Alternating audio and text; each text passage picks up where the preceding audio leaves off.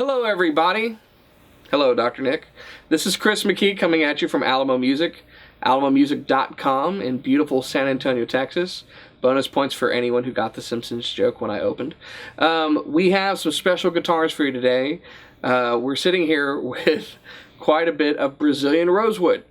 Taylor has done some special 800 series this year. We've shot some videos on an 814 and an 816 earlier this year. Those guitars have found happy homes. And we have three new Brazilian rosewood 800 series to show you today. In my lap here, I have an 816. So this is the 800 series Grand Symphony model in beautiful Brazilian rosewood. Look at that. And then over my right shoulder here, we have an 812 CE and an 814 CE. So Grand Concert and Grand Auditorium in beautiful Brazilian rosewood. Say it with me, Brazilian rosewood, Brazil. So what's the story with Brazilian rosewood? In a nutshell, it's this. It's the storied wood that was on guitars for many, many, many, many years. When we talk of pre-war Martins and whatnot, they were spruce and Brazilian rosewood. It's a fantastic tone wood that, and I'll quote Bob Taylor here, it's earned its reputation. It is the king of tone woods. If you want that nice, rich, deep tone that is not too deep, that doesn't get overbalanced, has wonderful overtones, a good fundamental, and so forth, that's very responsive, it's Brazilian rosewood. The problem is Brazilian rosewood was overlumbered. It was cut down too much.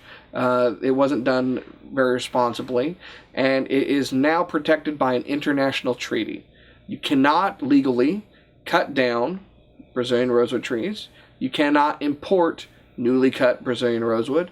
Everything that's available on the market today, legally, is old cut wood. It's either been harvested from trees that were already cut down and they've gone back and gotten the stumps because these were not, like I said, done very responsibly. A lot of those trees were cut pretty high, haphazardly, and so forth. So there's a lot of wood that was still out there. Some of that has been harvested. Or it's just wood that's been around for a while. You know, a lot of it was cut down and hadn't been used. So we're talking about wood that's probably 40 years old from cut or older, or it's from trees that were cut down 40 years ago and we've gone back and harvested what we can.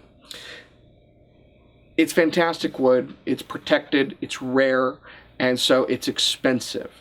Because it's so sought after and it's so rare and it's protected, you have to have special paperwork in order to have this wood. If you go out of the country and you come back in, customs will stop you. They will check for your paperwork. They will want to make sure that the guitar meets the requirements, that we can prove where this wood came from, or they will take the guitar.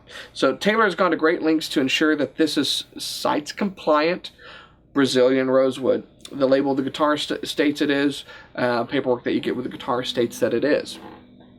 So some Brazilian rosewood is out there that's fairly knotty, and I don't mean it misbehaves. I mean that it has a lot of knots, or it might have different coloration, variation, and so forth. And some of it can be extremely beautiful wood. But a lot of people actually tell you that what you're looking for is straight grain stuff. So these guitars actually exhibit quite straight grained Brazilian rosewood. The one that I'm holding here has some really, really nice stuff. There's a few little flecks of lighter colored wood here, but otherwise this is really dark. This is really uniform. The sides are almost black on them. I mean, it's really, really fantastic stuff. It's hard to find, and if you look at a lot of builders, it's going away. You know, I think, I'll put it this way, I think it's telling when another manufacturer comes out with an anniversary edition model with a 3-piece back, and only the middle piece is Brazilian rosewood. That's not a knock against the builder. That's to tell you how little there is left.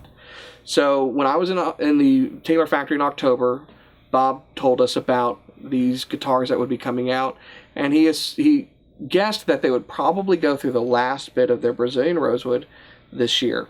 It's now September of 2015, and I don't know how much is left. I can't tell you with certainty, but I can tell you it's almost gone. So, finite resource. Let's talk about the rest of these guitars. These are 800 series guitars, which means they benefit from all of the other changes that have come down to the 800 series. They have the thinner finish, the hide glue construction, the redesigned bracing, the new aesthetics, the Rosewood pick guards, all of that. Those make for fantastic guitars. From the very first video I ever did for you guys, I said that these guitars, after Andy redesigned them, are worth way more than what Taylor's charging. They are extremely resonant, powerful guitars that really belie the price. I mean, I wouldn't be surprised for another builder to charge another $2,000-$3,000 for these guitars.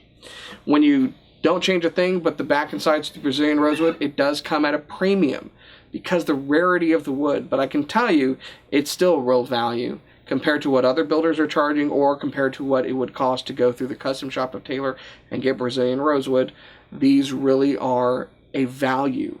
And with an expensive guitar, that might sound odd, but trust me on it. If you look at some older Taylors that were Brazilian rosewood, or really any make, and you look on the used market, they're going for a premium. This wood, I cannot emphasize enough, is gone. You cannot get it anymore. Once these are gone, they're gone. So if you've ever wanted to own one of these wonderful, magnificent guitars, I would act now. We're going to go through each of these body sizes. You're going to be able to hear the wonderful timbre of the Brazilian rosewood, but you should also be able to hear the difference between each body size. We're going to go through the Grand Concert, the intimate guitar, the Grand Auditorium, the Swiss Army knife, and then this guy, the Grand Symphony, the big bold strummer. Tell us what you think in the comments. If you have any questions, contact us directly via email, phone, or come by and see me.